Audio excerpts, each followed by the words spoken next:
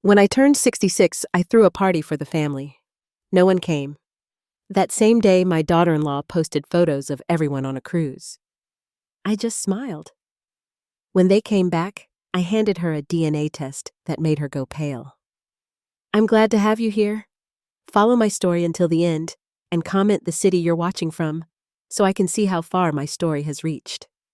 I spent 4 weeks planning my 66th birthday party. 4 weeks choosing the perfect menu, decorating the dining room with fresh flowers, and calling everyone to confirm they'd be there. I even bought a new dress, navy blue, with tiny pearl buttons, the kind Michael always said made me look elegant. The table was set for 9, place cards written in my best handwriting. Michael Jenkins. Little Ethan, who just turned 8. Sweet Lily, who's 6. My sister Susan, her husband Robert, and of course myself at the head of the table, where I could see everyone's faces as we celebrated together. By 6:45, no one had arrived. I checked my phone 3 times, thinking maybe I'd gotten the time wrong, but there it was in my calendar. Birthday dinner, 6, car PM. I'd sent reminders to everyone just 3 weeks before. At 7 years, I called Michael straight to voicemail. Then Rachel's phone. Same thing.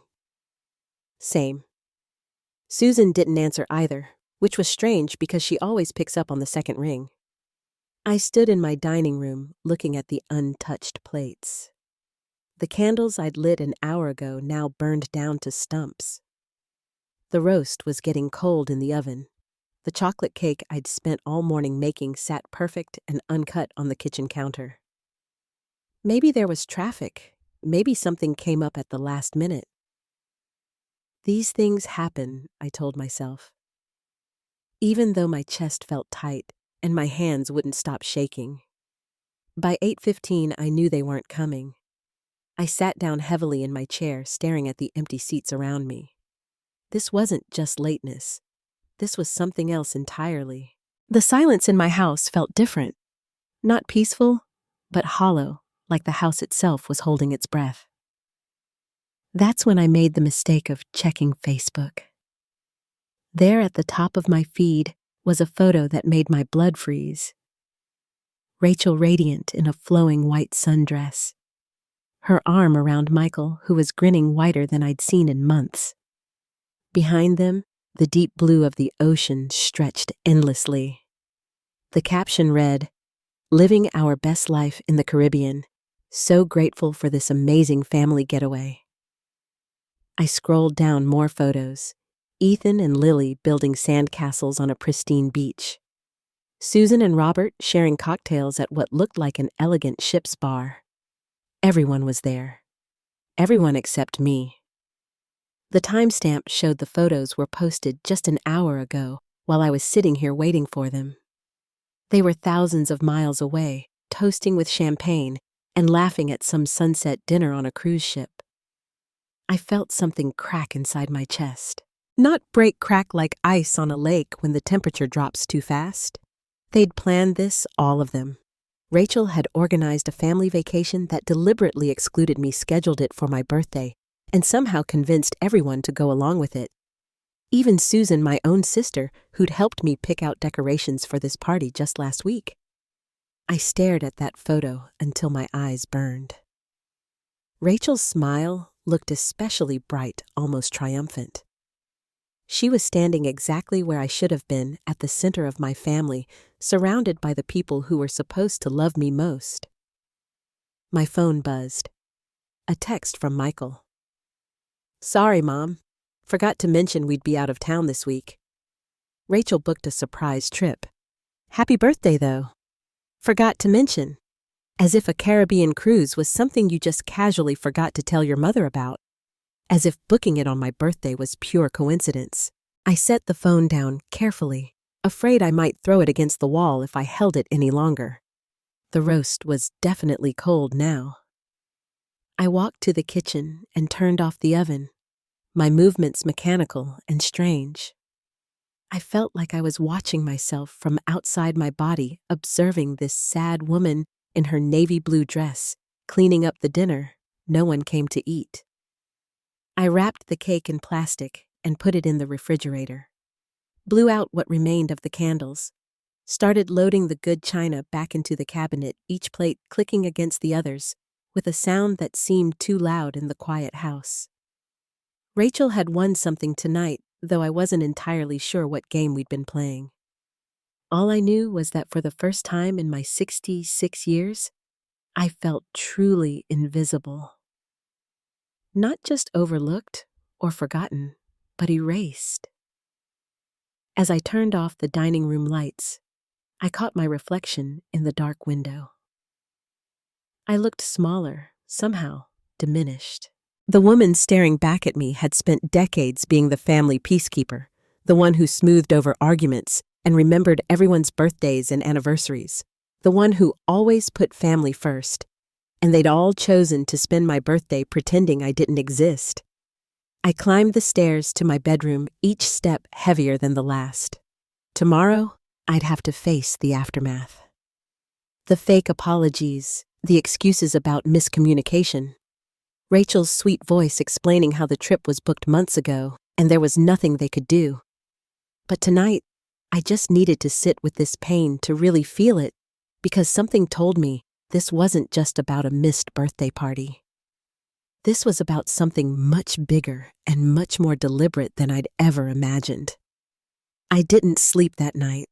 Instead, I lay in bed, staring at the ceiling, my mind cycling through every family gathering from the past 6 years. The birthday that wasn't just forgotten, it was deliberately sabotaged.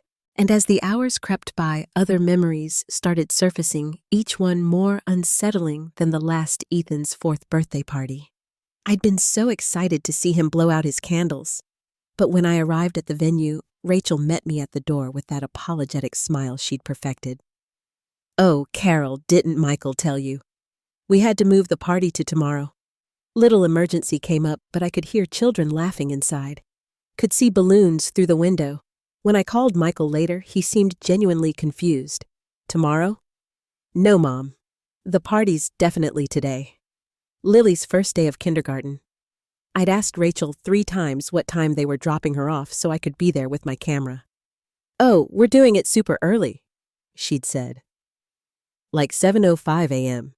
Probably too early for you." When I showed up anyway, the teacher told me Lily had been there since the normal time, 8:45. I'd missed her walking into her classroom, missed her nervous little wave goodbye to Michael. Last Christmas, Rachel had called me 2 days before, her voice tight with false concern. "Carol, I hate to do this, but Michael's been feeling really overwhelmed with work stress. He asked if we could keep Christmas dinner small this year, just immediate family." I'd spent Christmas alone reheating leftovers and watching old movies. Later, I found out from Susan that they'd had a huge celebration. She'd seen the photos on Instagram. 22 people, including Michael's college friends and several neighbors, everyone except me. Each memory felt like a puzzle piece clicking into place, forming a picture I'd been too blind to see. This wasn't a pattern of miscommunication or innocent scheduling conflicts. This was systematic, calculated. I got up and made coffee as the sun rose, my hands still trembling from exhaustion and something else, a growing sense of dread. I pulled out my phone and started scrolling through Rachel's social media posts from the past year, really looking at them for the first time. There she was at Ethan's school play, sitting in the front row next to Michael. I'd asked about that play specifically, and she'd told me it was canceled due to a flu outbreak. There she was at Lily's dance recital. The one Rachel said was just a practice session, nothing special. Photo after photo of family moments I'd been excluded from. Each one tagged with captions about precious family memories and blessed to have these people in my life. The cruelest part was how natural it all looked, Rachel's arm around Michael. The children clustered close to their parents, everyone smiling like they belonged together, like they were complete without me. I set the phone down and walked to my kitchen window, looking out at the garden I'd planted when Michael was a boy. He used to help me weed these flower beds, his small hands careful with the delicate stems. When had I lost him? When had he stopped seeing me as essential to his happiness? The answer came with startling clarity. When Rachel entered our lives before her, Michael called me twice a week. We had standing dinner dates every other Sunday. He'd ask my advice about work problems, share stories about his day. He was my son, my friend, my connection to a future I'd helped create. Rachel changed that gradually so slowly, I didn't notice until it was too late. First, the Sunday dinners became monthly. Rachel's been planning these elaborate meals, Michael explained. She loves having me all to herself on weekends. Then the phone calls dwindled to obligation check-ins on holidays. Sorry, Mom. Can't talk long. Rachel got us scheduled pretty tight today. She never said anything directly against me. That would have been too obvious, too easily countered. Instead, she operated in the spaces between words, in the silences that followed her suggestions. Your mom seems tired lately. Maybe we shouldn't burden her with the kids this weekend. I saw your mom at the grocery store yesterday. She looked a little confused about something. Do you think she's doing okay living alone? Subtle implications that I was becoming a burden, a concern, someone who needed managing rather than including. I thought about the way she hugged me at family gatherings, always a beat too long.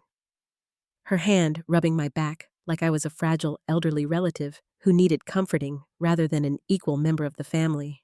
The way she'd interrupt when I was talking to the children, redirecting their attention to something else. Grandma Carol's had a long day, sweeties. Why don't you show Daddy your new toy instead? And Michael, my beautiful, trusting son, had absorbed it all without question. He'd started looking at me the way Rachel did, with a mixture of affection and pity, like I was something precious, but increasingly irrelevant. The phone rang, startling me from my thoughts. Michael's name flashed on the screen. Hi, Mom. His voice was cheerful, relaxed in a way that made my chest ache. Just wanted to call and say, happy belated birthday. Sorry we missed it, but this trip has been incredible. Rachel really outdid herself with the planning. I gripped the phone tighter. Yes, I saw the photos. Oh, good. Rachel's been posting like crazy. The kids are having such a blast. Ethan learned to snorkel yesterday, and Lily made friends with this little girl from Chicago. You would have loved seeing them, would I? Because from where I sat, it seemed like no one had even noticed I wasn't there. The trip was very last minute, I said carefully. I know, right? Rachel found this amazing deal and just went for it. She's always been spontaneous like that. One of the things I love about her. Spontaneous. That's what he called deliberately booking a cruise on his mother's birthday. Michael.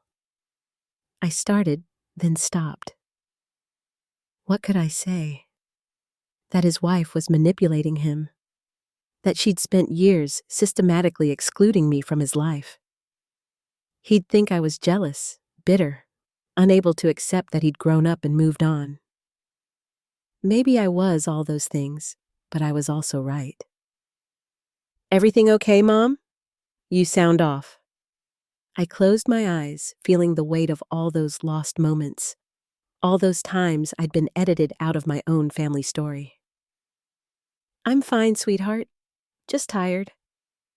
Well, get some rest. We'll be back next week, and I promise we'll plan something special to make up for missing your birthday. Another promise from Michael that Rachel would find a way to break. After I hung up, I sat in my kitchen for a long time watching the light change as morning moved toward afternoon. I thought about the years ahead. More birthdays spent alone. More grandchildren's milestones missed. More family photos where my absence was so complete it was like I'd never existed at all. For the first time since my husband died 9 years ago, I felt truly orphaned. Not by death this time, but by something arguably worse. By the deliberate, methodical erasure of my place in the only family I had left. But as the anger built in my chest, hot and bright, I realized something else.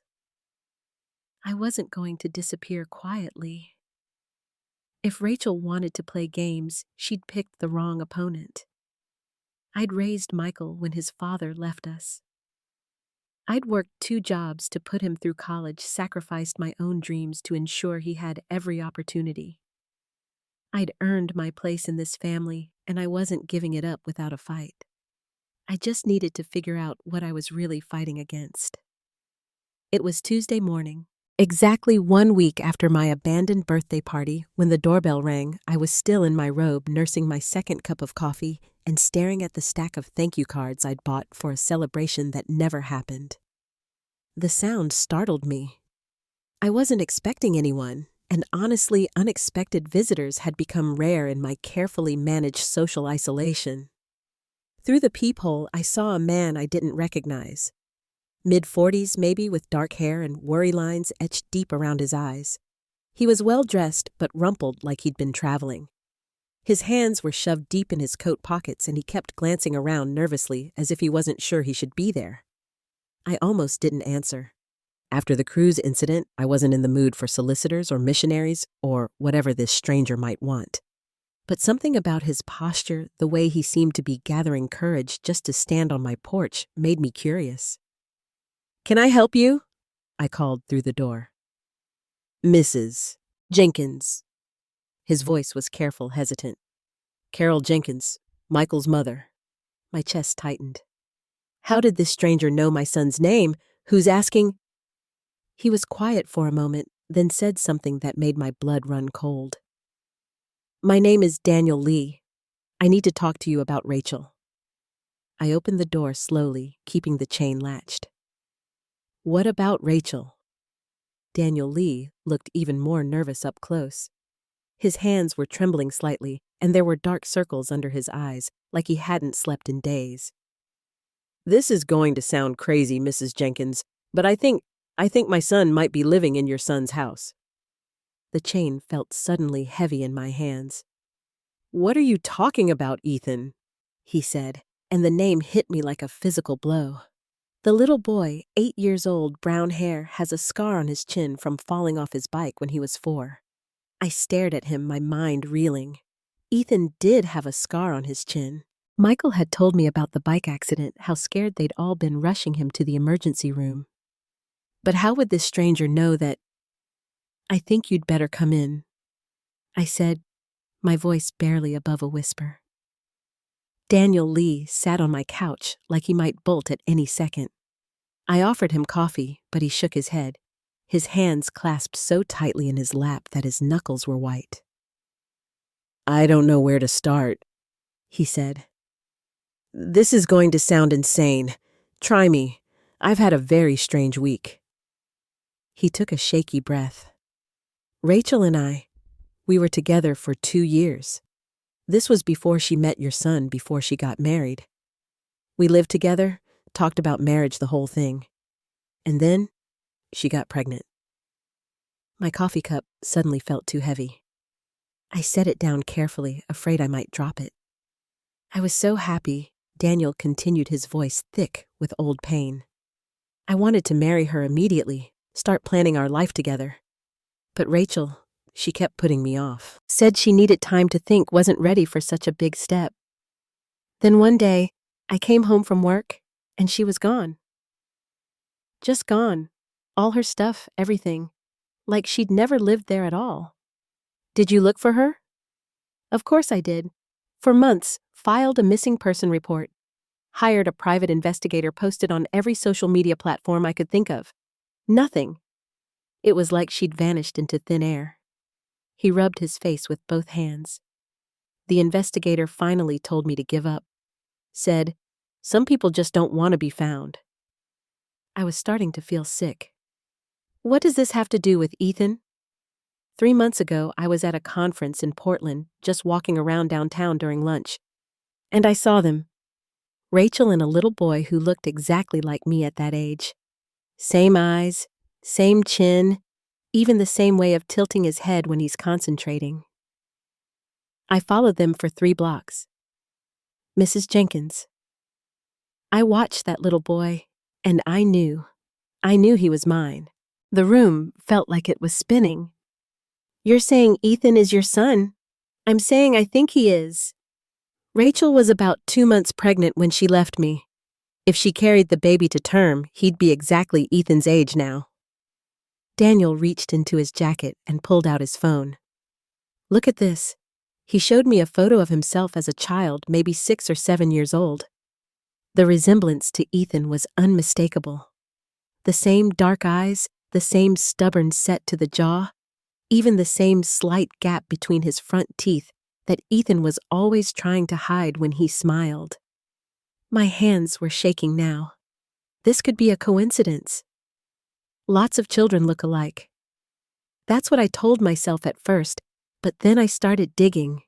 Daniel's voice got harder, more determined. I hired another investigator, a better one this time. Rachel Thompson. That's not even her real name, by the way. Her real name is Margaret Winters, and she's done this before. Done what before? Disappeared when things got complicated. Left men when they started asking too many questions.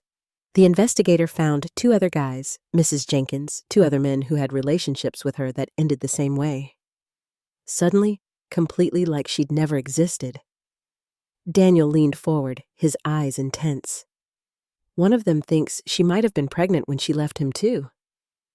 I felt like I was drowning. Why are you telling me this? Why now? Because I've been watching from a distance for 4 months, trying to figure out what to do, trying to decide if I had the right to disrupt a child's life based on suspicions and coincidences. His voice cracked. But then I saw the photos from your cruise, the happy family vacation, everyone smiling and laughing, and I realized something that made me sick. What? You weren't in any of the photos. I looked through all of Rachel's social media, Mrs. Jenkins.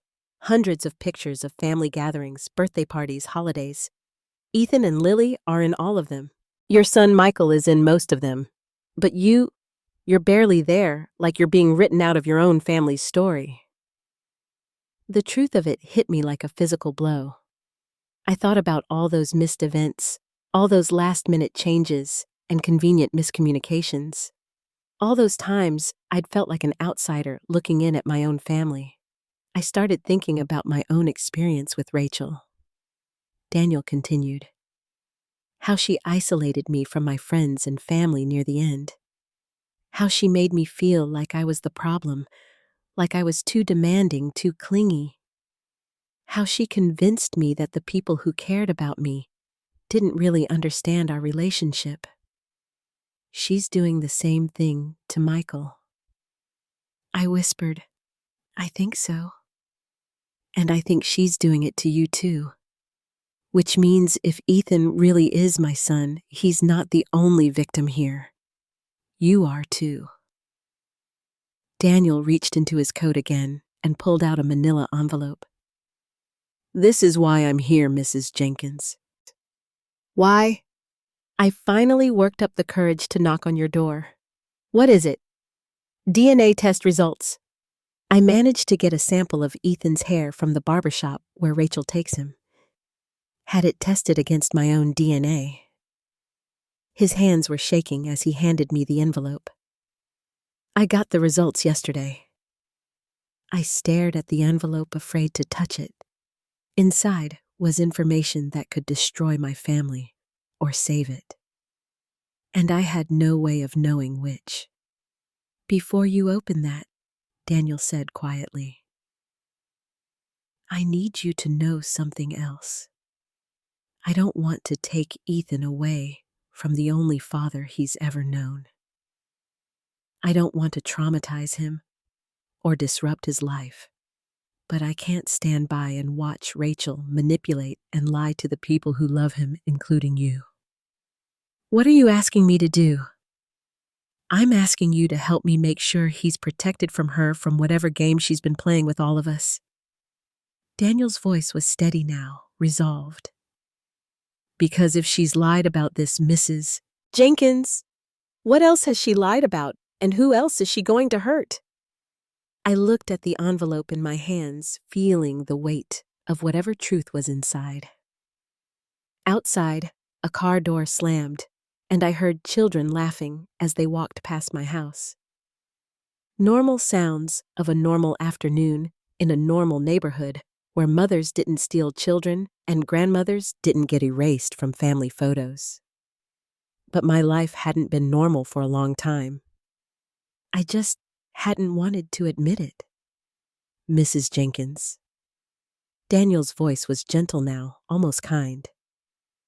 Are you ready to know the truth? I thought about Ethan's sweet face, about the way he used to run to me with his arms outstretched before Rachel started discouraging those displays of affection. I thought about Lily, who barely knew me anymore because I'd been excluded from so much of her life. I thought about Michael, my son, who'd been slowly poisoned against his own mother. I thought about my empty birthday party and all those family photos where I didn't exist. Yes, I said, and opened the envelope. The DNA results were written in clinical, unforgiving language. 99.9% probability of paternity. The numbers swam before my eyes as I read them again and again, hoping somehow they'd change. Hoping this was all an elaborate mistake or cruel joke. Ethan wasn't Michael's son. My grandson, the little boy I'd watched take his first steps, helped teach to tie his shoes, read bedtime stories to when he was small enough to curl up in my lap. He wasn't my blood at all. And Michael, my devoted son, who'd named Ethan after his own grandfather, had no idea he'd been raising another man's child. I'm sorry, Daniel said quietly. He was still sitting on my couch, watching my face as I processed the information. I know this must be devastating. I set the papers down with hands that wouldn't stop trembling. How long have you known for certain? Since yesterday, but I've suspected for months. He pulled out his phone again and showed me more photos. Surveillance pictures he'd obviously taken from a distance. Ethan playing at a park. Ethan walking into a school building. Ethan riding a bike down what looked like my neighborhood street. I've been following them sometimes. I know how that sounds. But I had to be sure. You've been watching my family.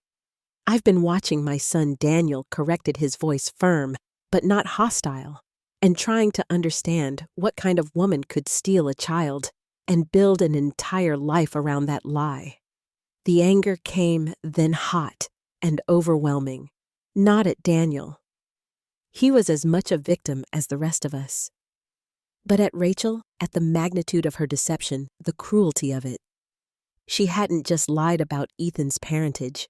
She'd built her entire marriage on that lie.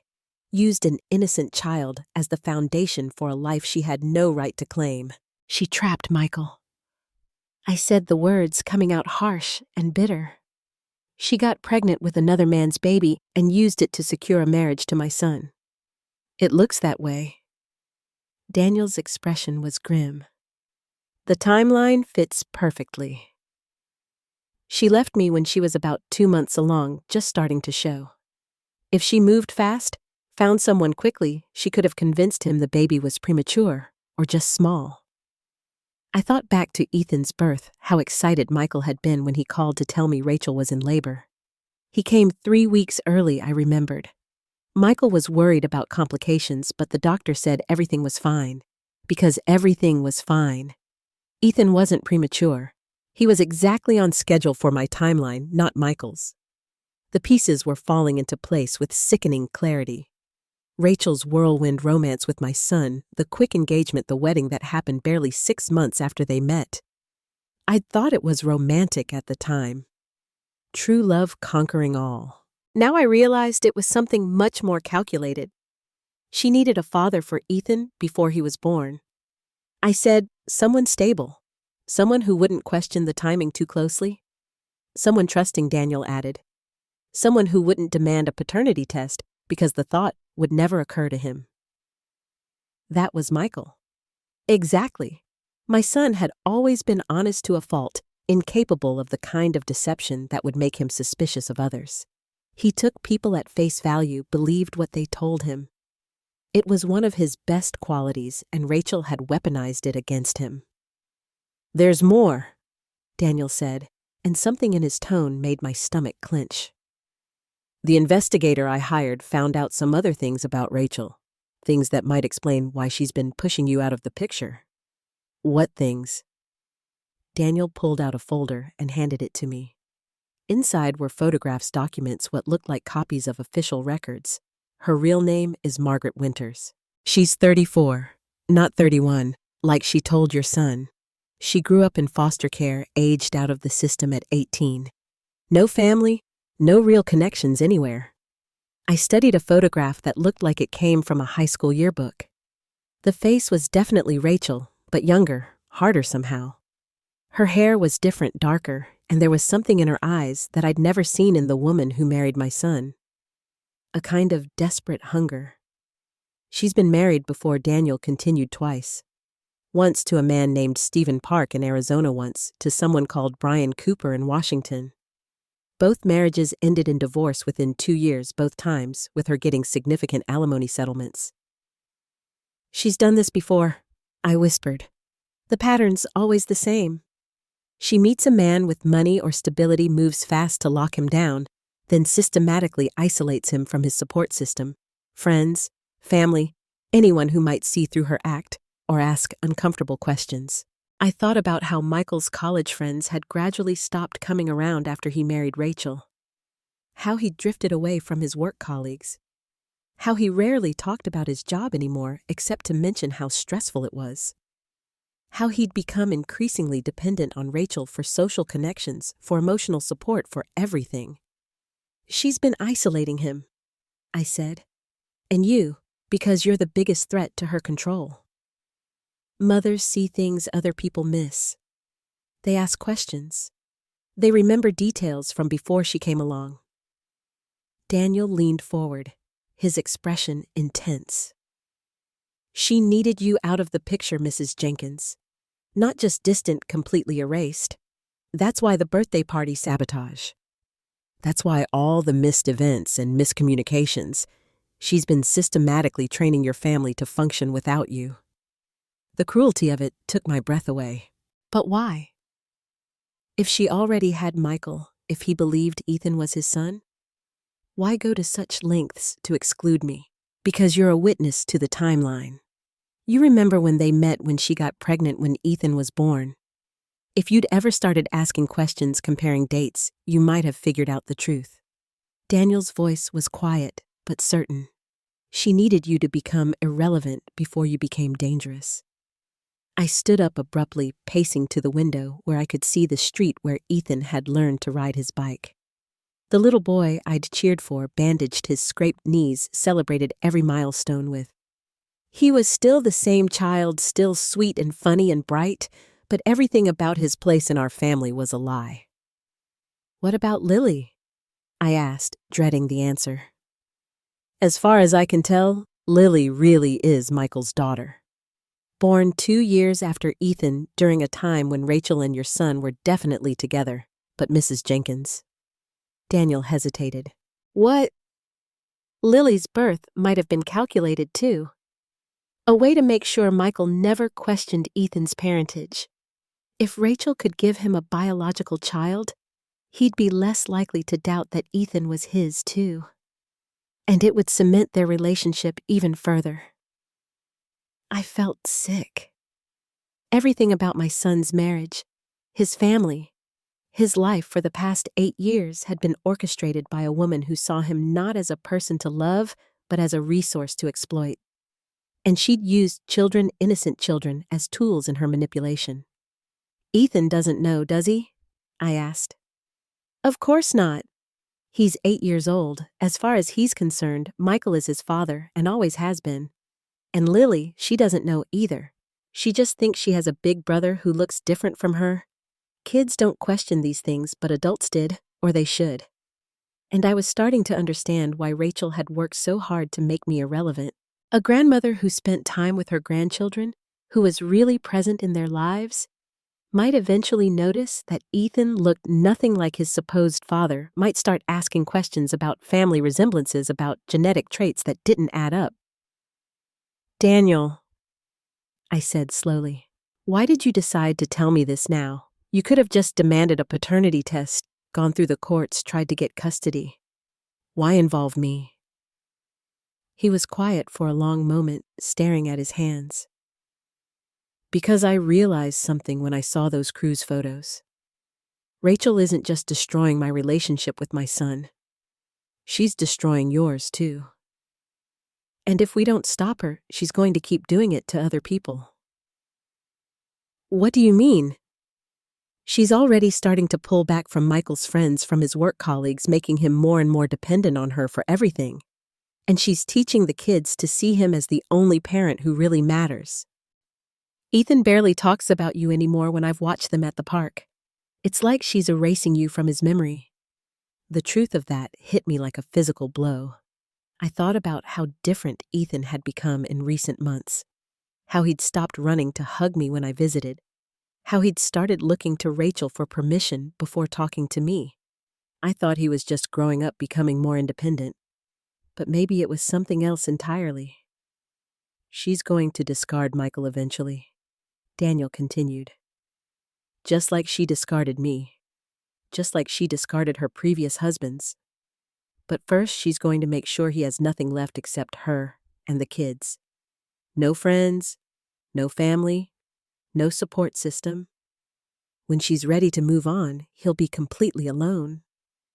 I closed my eyes, seeing my son's future stretched out before him, isolated, abandoned, probably broke, if Rachel was as calculating as she appeared to be.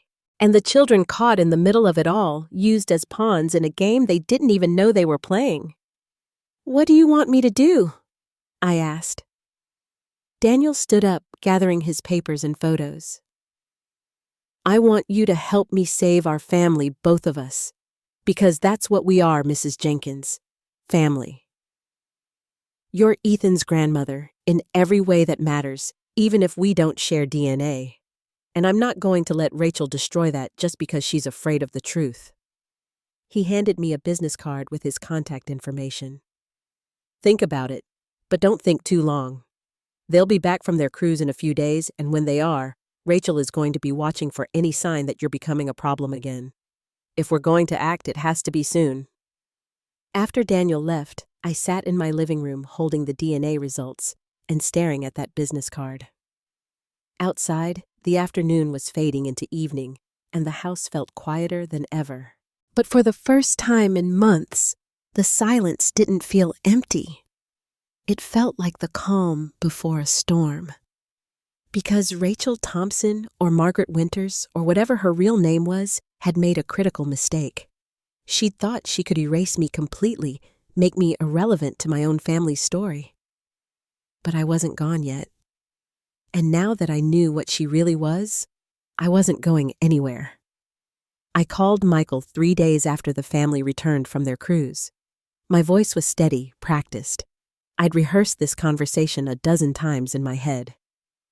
"Hi, sweetheart. I was wondering if we could all get together for dinner this weekend. I have something important I'd like to discuss with you and Rachel." There was a pause on the other end. "Is everything okay, Mom? You sound serious." "Everything's fine. I just think it's time we had a real family conversation about the future. I've been doing some thinking while you were away." Another pause, longer this time. I could hear Rachel's voice in the background, though I couldn't make out the words. When Michael came back on the line, his tone was more cautious. "Rachel wants to know what kind of conversation. She's concerned that you might be upset about the cruise timing." Of course she was concerned. Rachel's instincts were sharp. She could probably sense that something had shifted even through the phone. "Tell Rachel I'm not upset about anything. I just think it's important for families to communicate openly, don't you? Saturday evening would be perfect. I'll cook. Let me check with Rachel and get back to you." The fact that my 39-year-old son needed to check with his wife about having dinner with his mother would have been laughable if it weren't so heartbreaking, but I kept my voice light. "Of course, let me know." He called back 2 hours later. "Saturday works 6:10. Perfect. I'm looking forward to seeing everyone." That was Thursday. I spent Friday preparing for what I knew would be the most important conversation of my life. Daniel and I had met twice more since his first visit, planning carefully how to present the truth in a way that would protect Ethan while exposing Rachel's deception. The DNA results were safely tucked in a manila folder on my kitchen counter, along with copies of the documents Daniel's investigator had found. Margaret Winter's real identity, her previous marriages, the timeline that proved Ethan couldn't be Michael's biological son, everything we needed to strip away the lies Rachel had built her life on. I made Michael's favorite meal pot roast with garlic mashed potatoes and the green beans he'd loved since childhood. If this was going to be the last family dinner we ever shared, I wanted it to be memorable for the right reasons, at least initially. Saturday evening arrived gray and drizzly. Typical October weather. I set the dining room table with my good china, the same dishes I'd planned to use for my birthday celebration 3 weeks ago. The irony wasn't lost on me. They arrived precisely at 6. Rachel was wearing a flowing cream-colored dress that made her look younger, more innocent. Her hair was perfectly styled, her makeup flawless. She looked like the picture of a devoted wife and mother, someone incapable of deception. Ethan bounded through the door first, all 8-year-old energy and excitement. "Grandma Carol, I learned to swim on the cruise. Want to see me do the doggy paddle?" My heart clenched as I hugged him, knowing what I was about to reveal would change everything for this innocent child. "Maybe after dinner, sweetheart, go wash your hands." Lily followed more quietly, clutching a small doll with tangled hair. At 6, she was more reserved than her brother, more cautious around me since Rachel had started discouraging their affection. But she still let me kiss her forehead before following Ethan to the bathroom. Michael hugged me warmly, and for a moment, I could pretend this was just a normal family dinner. "Something smells incredible, Mom. I've missed your cooking. You look tired," I observed. He did. There were new lines around his eyes, and he'd lost weight. "Work's been brutal lately. The merger's got everyone stressed." He glanced at Rachel, who was examining my living room like she was cataloging potential problems. "But Rachel keeps telling me I need to find a better work-life balance. Stress is so bad for your health," Rachel said, appearing beside us with that practiced smile. "I keep encouraging Michael to consider early retirement. We could travel more, spend more time with the children." Early retirement at 39. Another way to make Michael completely dependent on her, cutting him off from his professional identity and income. I smiled back pleasantly. "How wonderful that you're thinking about the future." That's actually related to what I wanted to discuss tonight. During dinner, I kept the conversation light. The children chattered about their cruise adventures, and Rachel played the perfect mother, cutting Ethan's meat and reminding Lily to use her napkin. She was good at this performance. Warm, attentive, completely believable, but I noticed things I'd missed before. How she interrupted when Ethan started telling a story about missing me while they were gone. How she redirected Lily's attention when the little girl asked why I hadn't come on the trip with them. How she subtly managed every interaction, controlling the flow of conversation and affection. After the children finished eating, I suggested they play in the living room while the adults talked. Rachel immediately objected. "Oh, they should probably get ready to go soon. Tomorrow's a school day, and we like to keep their routine consistent. This won't take long," I said firmly. "And I think what I have to share might affect their routine quite a bit." Something flickered across Rachel's face just for a second, but I caught it. Fear. When the children were settled with their toys in the next room, I returned to the dining room where Michael and Rachel waited. The manila folder sat on the table beside my coffee cup like a loaded weapon. "So," Michael said, reaching for Rachel's hand across the table. "What did you want to talk about?" I took a breath, feeling the weight of the moment. "I wanted to talk about honesty, about family, about the importance of knowing who we really are." Rachel's smile tightened almost imperceptibly. "That's a little philosophical for dinner conversation, is it?" "I don't think so." I picked up the manila folder, feeling both of them tense. "You see, I've learned some interesting things recently about family history, about genetics, about the importance of medical records and accurate information." "Mom," Michael said slowly. What's in the folder? The truth. I opened it and pulled out the DNA results, setting them on the table between us. These are the results of a paternity test for Ethan. The silence that followed was deafening. Michael stared at the papers like they might burst into flames. Rachel went very still, her face carefully blank. A paternity test. Michael's voice was barely a whisper. Why would you? How did you? The test shows that you are not Ethan's biological father, I said gently. There's a 99.9% probability that another man is his father. A man named Daniel Chen. Rachel stood up abruptly, her chair scraping against the floor. This is insane, Carol. I don't know what kind of sick game you're playing, but sit down, Margaret. The use of her real name hit like a physical blow. She actually stumbled backward, her face going white. Michael looked between us, confusion and growing horror wearing in his expression. Margaret, Mom, what's going on? I pulled out the investigator's report, the marriage certificates, the timeline documentation. Rachel's real name is Margaret Winters. She's been married twice before, and she has a pattern of lying about her identity in her past. She was involved with Daniel Chen before she met you, Michael. She left him when she was pregnant with his child and came to find a new father for her baby. That's not true, Rachel said, but her voice was shaking now. Michael, don't listen to this. Your mother has obviously had some kind of breakdown. Ethan was born 8 months after you two met. I continued relentlessly. You thought he was premature, but he wasn't. He was born exactly on schedule for the timeline of Rachel's relationship with Daniel. Michael picked up the DNA results with hands that were trembling.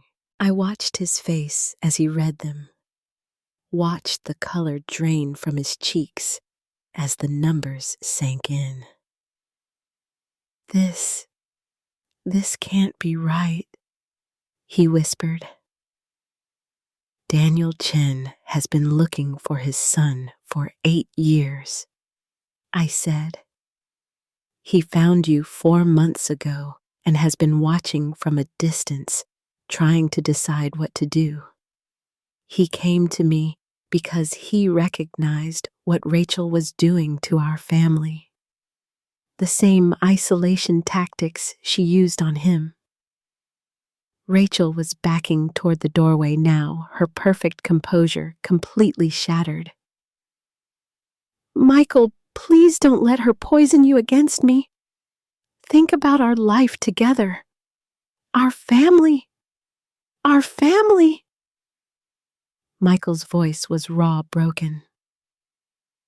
Our family that's built on a lie. Our son who isn't actually our son. He is your son in every way that matters. You raised him.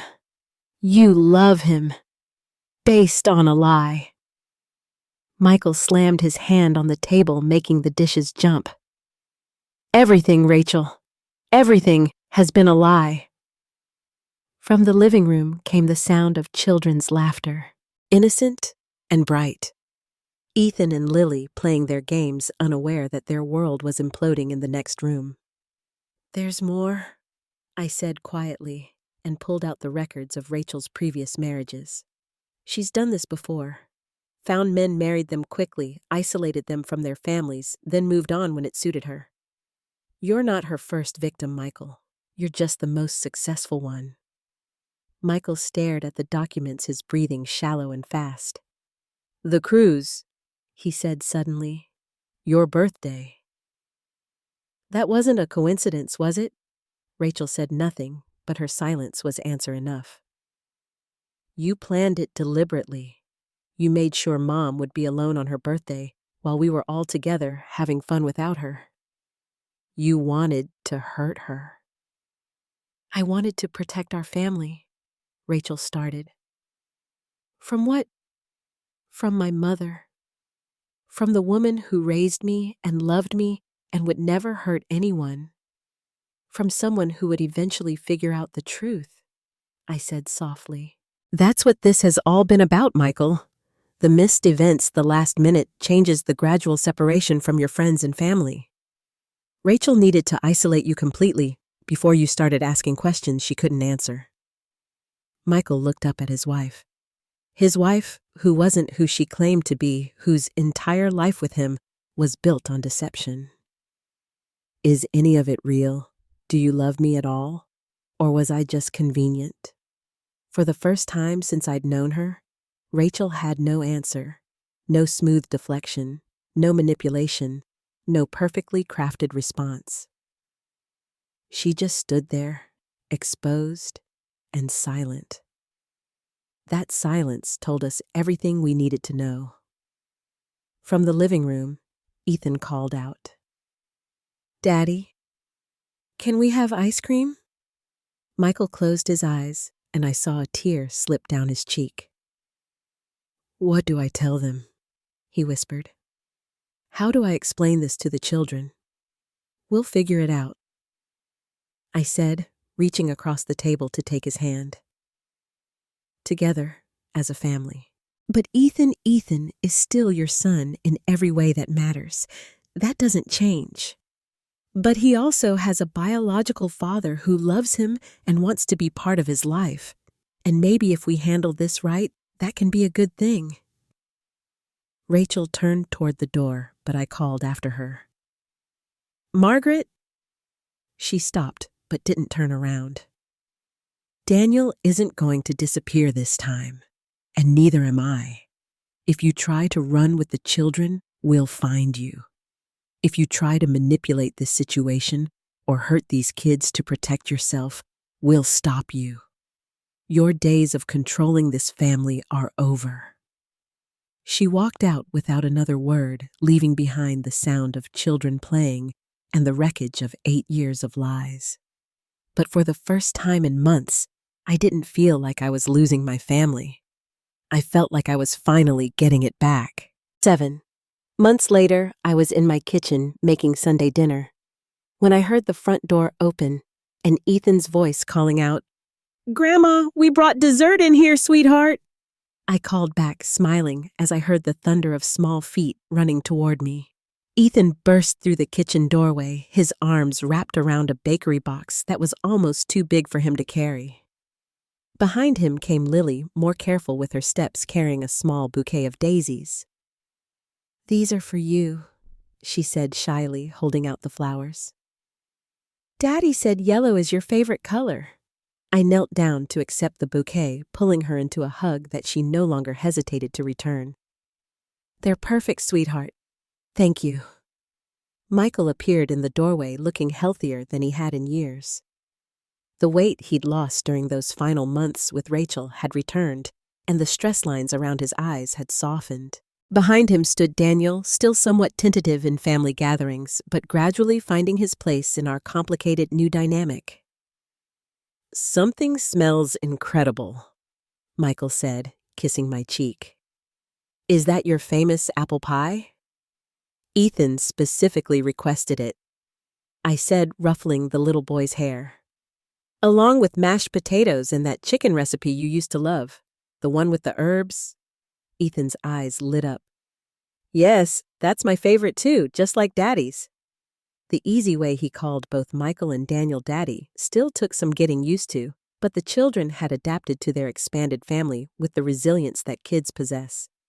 Ethan called Michael Daddy and Daniel Daddy Dave, while Lily had simply accepted that Ethan had 2 fathers the same way some of her friends had 2 houses. Daniel set a bottle of wine on the counter, still moving carefully in what had been Rachel's domain. "How can I help?" "You can set the table," I said. The good china is in the dining room cabinet. It had taken months to reach this point. Months of family therapy, careful conversations with the children, and legal proceedings that finally ended with Rachel's voluntary relinquishment of custody in exchange for avoiding prosecution for fraud. She'd disappeared again, just as she had from Daniel's life 8 years ago. But this time, she'd left the children behind. The transition hadn't been easy. Ethan had been confused and heartbroken by his mother's sudden absence. Despite all her manipulations, Lily had been clingy and anxious, afraid that more people she loved would disappear. There had been tears, tantrums, and sleepless nights for all of us, but there had also been healing. Michael had moved back into the house he'd shared with Rachel, but everything felt different now. The oppressive atmosphere of secrets and walking on eggshells was gone. Daniel had rented an apartment just 12 minutes away, close enough to be part of daily life, but far enough to give everyone space to adjust. "Grandma," Ethan said, tugging on my apron. "Can I tell you a secret?" I knelt down to his level. "Of course you can." He cupped his hands around his mouth and whispered, "I'm glad you found Daddy Dave. Now I have the most daddies of anyone in my class." My heart squeezed with love for this resilient little boy who'd turned a complicated situation into a source of pride. "I'm glad too, sweetheart. And I'm glad Mommy Rachel went away," he added more quietly. "She was always mad about something.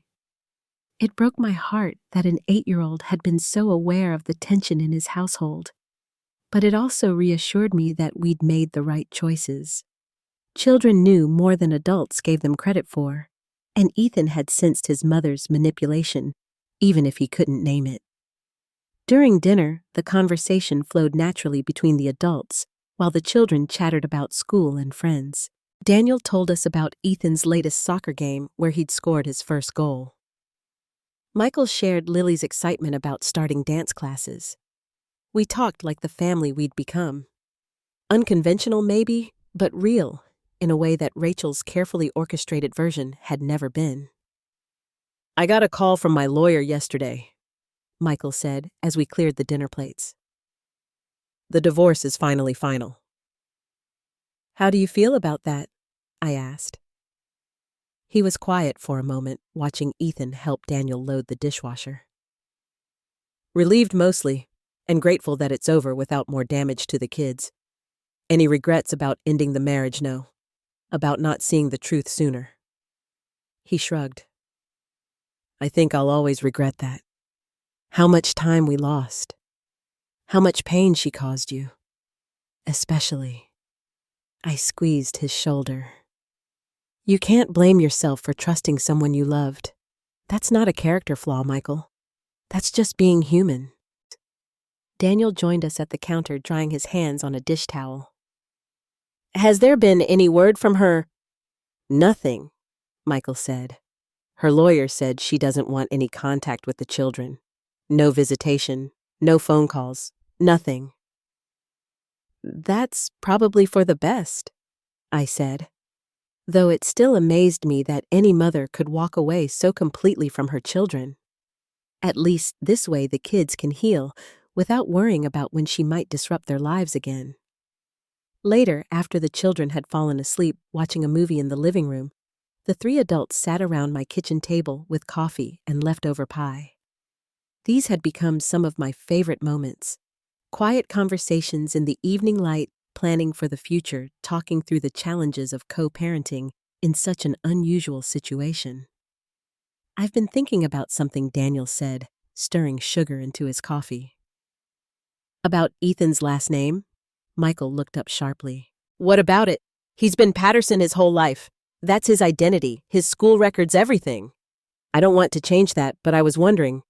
Daniel hesitated, then pushed forward. "Would it be okay if I took your name too officially? I mean Daniel Patterson Chen, so Ethan and I would share part of a name, but he'd still be connected to you and your family history." The gesture was so thoughtful, so carefully designed, to honor everyone's place in Ethan's life, that I felt tears prick my eyes. Michael looked stunned. "You do that?" "I want Ethan to know that families can be complicated without being broken," Daniel said. "I want him to understand that loving someone doesn't mean you have to choose sides or pretend other relationships don't matter." Michael reached across the table and shook Daniel's hand. "I think that's perfect." As the evening wound down and Daniel prepared to take the children to his apartment for their weekly overnight stay, I pulled him aside. "Thank you," I said quietly. "For what?" "For saving my family. For having the courage to tell me the truth when it would have been easier to just disappear again." Daniel was quiet for a moment, watching Ethan gather his backpack and favorite stuffed animal. "You know what I realized that day I came to your door? I wasn't just losing my son. You were losing your family too. Rachel was taking all of us away from each other piece by piece. But we stopped her. We did." He smiled, and for the first time since I'd met him, it reached his eyes completely. "And look what we built instead." I looked around my house at the children's artwork taped to the refrigerator, at Lily's forgotten sweater draped over a chair, at the family photos that now included Daniel and truly reflected our reality. It wasn't the family I'd imagined when Michael first got married, but it was infinitely better than the hollow performance Rachel had orchestrated. After everyone left, I sat in my living room with a cup of tea, reflecting on how dramatically my life had changed since that devastating birthday 7 months ago. The empty house that had felt like a tomb now hummed with the echoes of family life. Children's laughter. Daniel's careful questions about family traditions. Michael's relieved conversation about his future plans. My phone buzzed with a text from Michael. "Thanks for dinner, Mom. The kids are asking if we can do this every Sunday." I told them that was up to Grandma. I typed back, "Every Sunday sounds perfect. This is what families do." His response came quickly. "Yes, this is what real families do." I set the phone aside and looked at the framed photo on my side table. A picture from last month's trip to the zoo. All 5 of us crowded together in front of the elephant enclosure. Ethan was perched on Daniel's shoulders while Lily held tight to my hand. Michael stood in the middle, one arm around me and the other around Daniel, grinning like he'd just remembered what happiness felt like. We looked like what we were, a family that had been broken apart and put back together in a new configuration. Stronger and more honest than before. Not conventional, but real. Not perfect, but true. The house settled around me as night fell, but it didn't feel empty anymore. It felt full of possibilities, full of the love that Rachel had tried so hard to destroy, but had never quite managed to extinguish. I thought my 65th birthday had marked the end of my relevance to my family's story. Instead, it had marked the beginning of a new chapter. One where love wasn't conditional, where truth mattered more than appearance, and where being a grandmother meant protecting your grandchildren from anyone who would use them as weapons, even their own mother. Tomorrow was Monday, which meant Ethan had soccer practice and Lily had her dance class. Daniel would pick up Ethan while Michael took Lily, and they'd both end up back here for homework and dinner. It was the kind of routine that Rachel would have controlled and manipulated, but that now flowed naturally from our genuine care for each other. As I turned off the lights and headed upstairs, I thought about the woman who'd tried to erase me from my own family's life. Somewhere out there, Rachel was probably spinning a new identity, crafting a new story, looking for a new family to infiltrate and control. But she'd left something behind that she'd never be able to replace. The love between people who chose to fight for each other instead of giving up. She'd taught us all what we didn't want to be, and in doing so, she'd helped us become exactly who we were meant to be. For that, if nothing else, I suppose I owed her a twisted kind of gratitude. But mostly, I just felt sorry for her. She'd had a real family within her grasp. Flawed and complicated, but genuine. And she'd thrown it away for the hollow satisfaction of control, her loss, our gain. And finally, after months of feeling like a ghost in my own life, I was home. Now I'm curious about you who listened to my story. What would you do if you were in my place? Have you ever been through something similar? And meanwhile, I'm leaving on the final screen 2 other stories that are channel favorites. and they will definitely surprise you. Thank you for watching until here.